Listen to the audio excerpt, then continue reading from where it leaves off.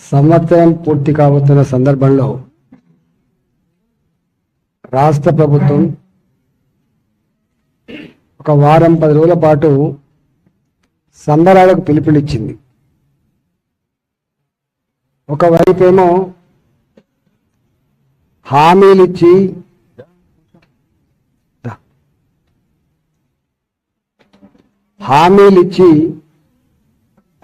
ప్రజలను వంచింది, ప్రజల్ని మోసం చేసింది ప్రభుత్వం.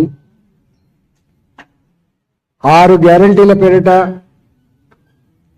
66 హామీలు ఇచ్చి 400 పైచిలకు రకాల పనులు అమలు చేస్తామని చెప్పి కేవలం ఆర్టీసీ బస్సులలో మహిళలకు ఉచిత ప్రయాణం తప్ప ఎక్కడ ఒక సమస్యను సంపూర్ణంగా అమలు చేసే పాపన పోలే. దీని మీద ఇప్పటికే రైతులు కావచ్చు, నిరుద్యోగ యువత కావచ్చు, మహిళలు కావచ్చు, ఆటో డ్రైవర్లు కావచ్చు, లీజ్ ఫార్మర్స్ కావచ్చు, అన్ని వర్గాల ప్రజలు ఈ ప్రభుత్వం నైజం తినడానికి కేవలం 9 నెలలు కాలం పట్టిందని చెప్పి ప్రజలు భావిస్తా ఉన్నారు. ఈ రంగం ఆ రంగం అని తేడా లేకుండా అన్ని రంగాల్లో విఫలమైనటువంటి ప్రభుత్వంగా నిలిచింది. భారతీయ జనతా పార్టీగా ఇప్పటికే అనేక సమస్యల మీద కాకుండా బాధ్యత కలిగిన ప్రతిపక్ష పార్టీగా ప్రజలకు సంబంధించిన సమస్యలు పరిష్కరించమని చెప్పి డిమాండ్ చేస్తా ఉన్నాం.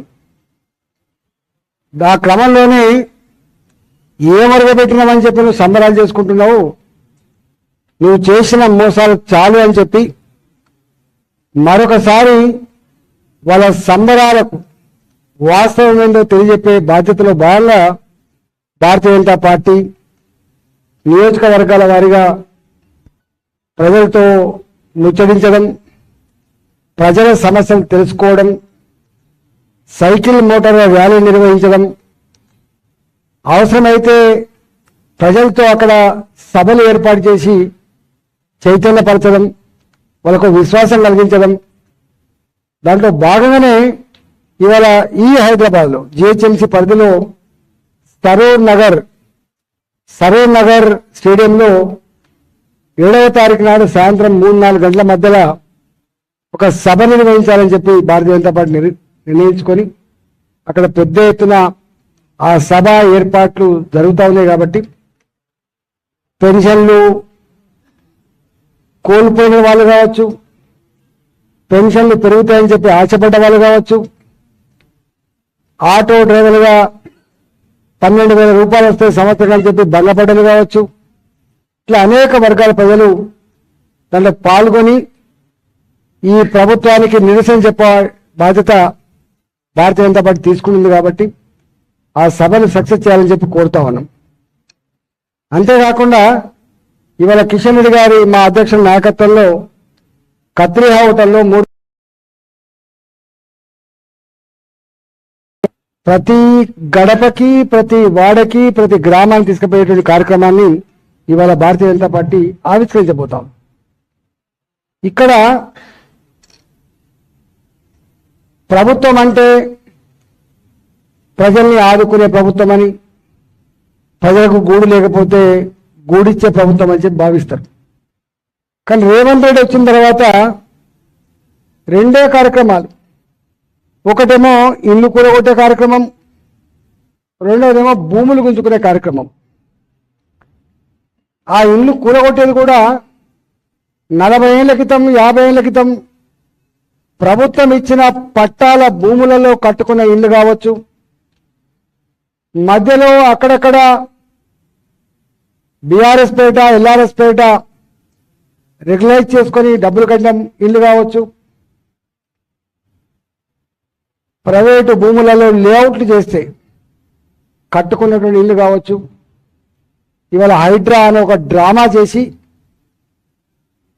స్వయంగా ప్రభుత్వ పరమైన అనుమతులతో కట్టుకున్న ఇళ్ళని ఎట్లా కూల్చివేసిందో చూసినాం.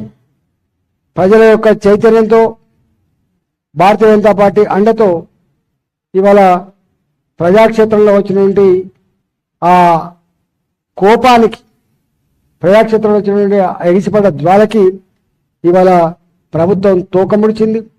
ఇవాళ హైడ్రా పేరిట కూల్చివేతలు ఆపేసింది. ఇంకా హైడ్రా మాత్రం బంద్ కాలే. ఇంకా మళ్ళీ పిచ్చిలేసినప్పుడు, మళ్ళీ ప్రజల మీద ద్వేషాన్ని ప్రదర్శించిన సందర్భం వచ్చినప్పుడు మళ్ళీ ఏం చేస్తారో తెలియదు. ఇవాళ హైడ్రా తోకముడిచింది. మూసీ నది ప్రక్షాళన పేరిట ఒక పెద్ద స్కెచ్ చేసింది రేవంత్ రెడ్డి గారు. కేసీఆర్ గారేమో కాళేశ్వరం పేరిట స్కెచ్ చేసుకున్నాడు. ఇవాళ నాకు అట్లాంటి కాళేశ్వరం ప్రాజెక్టులు స్కెచ్లు లేవు. ఇక మిగిలింది మూసి ప్రక్షాళన అని చెప్పి మరి ఢిల్లీ హైకమాండ్లో ఏం మాట్లాడుకున్నాడో, ఏం మెప్పించుకున్నాడో, ఏ కాంట్రాక్టర్ని మాట్లాడుకున్నాడో కానీ సుందరీకరణ పేరిట ఇక్కడ కూడా వేలాది ఇండ్లు, ఇది రివర్ బెడ్లో ఉన్న ఇల్లు, ఇది బఫర్ జోన్లో ఉన్న ఇల్లు, ఇది ఎఫ్టీఎల్లో ఉన్న ఇల్లు అని చెప్పి రెడ్ మార్క్తో మార్కింగ్ చేసి ప్రజలు ఎదురు తిరుగుతున్నా కూడా, ప్రజలు ఏడుస్తున్నా కూడా వందల మంది పోలీసుల సమక్షంలో భయభ్రాంతకు గురి చేసి ఇవాళ అది ఆక్రమించుకొని కూలగొట్టే ప్రయత్నం చేసిండ్రు. కొంతమంది తన దాపేదాలతో మేము బ్రహ్మాండంగా వనస్థలిపురం డబుల్ బెడ్రూమ్లు ఇచ్చిన మాకని చెప్పి స్టేట్మెంట్ ఇచ్చే ప్రయత్నం చేసిండ్రు. కానీ మూసి పరివాహక ప్రాంత ప్రజలు చైతన్యంతో ఇల్లు కూలగొడితే ఖబర్దార్ అని చెప్పి ప్రభుత్వాన్ని హెచ్చరించి దాంట్లో కూడా ఇవాళ కొంత వెసులుబాటు పొందిండ్రు.